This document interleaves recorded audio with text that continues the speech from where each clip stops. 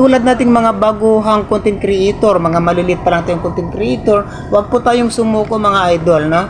Kasi hindi natin basta-basta makukuha yung gantimpala kung hindi tayo magpapakahirap talaga. Even though talagang tayo accept din naman natin mula umaga hanggang gabi, inaabutan tayo ng alauna ng madaling araw sa pag-edit ng video, sa pag-iisip kung ano ang i-content natin bukas, di ba? Sobrang hirap.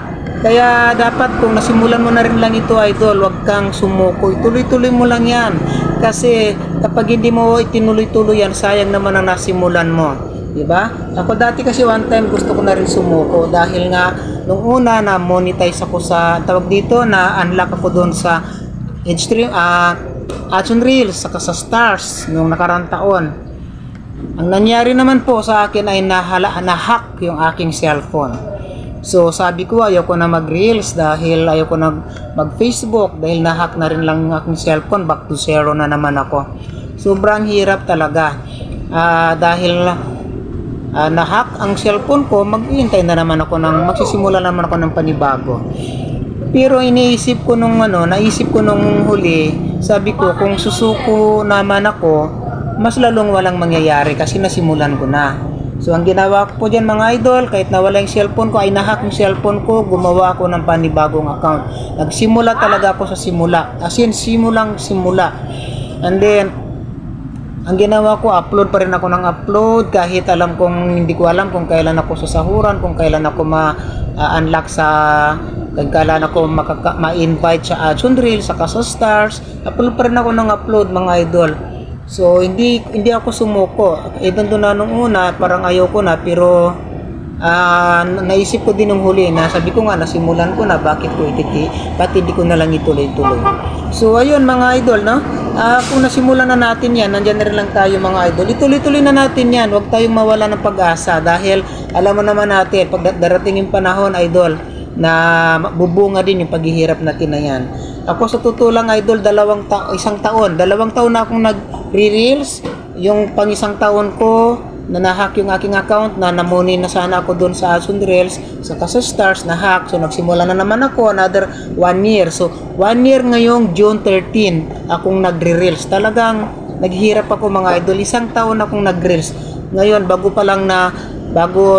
nakaraang buwan April 13, saka pa lang ako nagkaroon ng Action Reels saka ng Stars. Biro mo, isang taon kulang isang taon idol, pero ang paghihirap ko, hindi ako sumuko. Sa awa ng Diyos ay nagkaroon ako ng Action Reels at ng Stars. At ito yung good news mga idol dahil in review na po yung aking in-stream ads. So nag-apply ako sa in-stream ads noong June 13. So sabi i-review nila ng 2 linggo. So June 13, so June 3 bukas, sa 3 mag-15 days na siya. So titignan ko kung ma-approve yung aking pag-apply ng in-stream ads. Sana lang ma-approve yung aking ang review nila, sana ma-approve yung aking stream ads kasi mga idol sa totoo lang umabot na po ng 4.2 million yung ating views, no? At yung ating minute views naman ay umabot na ng mahigit million din, no? So sana po pray ko lang kay Lord na sana po, o baka gusto niyo po kung tulungan ni mag-pray na sana ibigay na ni Lord sa akin yung hinihingi ko na ma-approve or i-approve ni Meta yung kanilang pagre-review sa akin yung stream ads. So kaya ko po ito sinasabi sa inyo mga idol, mga kanguso, na umabot na tayo ng 4.2 million para maano po kayo, ma-impress or ma-encourage po kayo na ituloy-tuloy lang po ninyo yung inyong pagre-reels, tuloy-tuloy nyo lang yung ginagawa, kasi ang pagre-reels naman ay as long na masaya kayo sa inyong mga ginagawa idol, tuloy-tuloy nyo lang po yan. Huwag kayong sumuko kasi kumbaga total, araw-araw naman tayo gumagamit ng Facebook. Pagising sa umaga, nag-Facebook na tayo. Facebook dito, Facebook doon. So, bakit hindi na lang tayo mag-upload ng mga reels, di ba? Malay nyo, kahit ano-ano lang i-upload ninyo dyan. Malay nyo, mag-trending yung upload nyo na yan. Yung mga reels nyo na yan. Hindi, magkakaroon kayo ng million views at madali kayong ma-unlock sa in-ad stream, di ba? Ako talaga, idol, sinasabi ko po sa inyo, April 13 po ako nagkaroon ng ads in reels.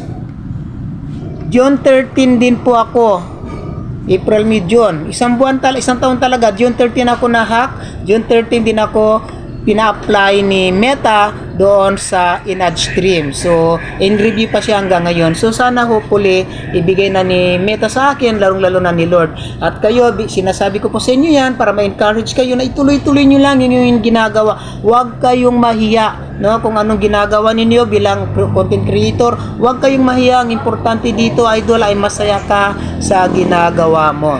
Yun ang pinaka-importante, masaya ka sa ginagawa mo. Huwag kang mahiya kung ano man ang mga content na ginagawa mo. Alisin mo yung hiya mo na yan. Tuloy-tuloy mo lang yung iyong ginagawa. Dahil darating ang panahon, darating ang panahon, gagantimpalaan ka rin ni Lord. So yan lang po mga idol. Sana po ay na-encourage kayo sa aking munting mensahe. At kung nasihan po kayo sa aking mga sinasabi, kung nagustuhan niyo po yung aking mga sinasabi, wag mo naman kalimutan i-follow ang aking account. Maraming salamat po.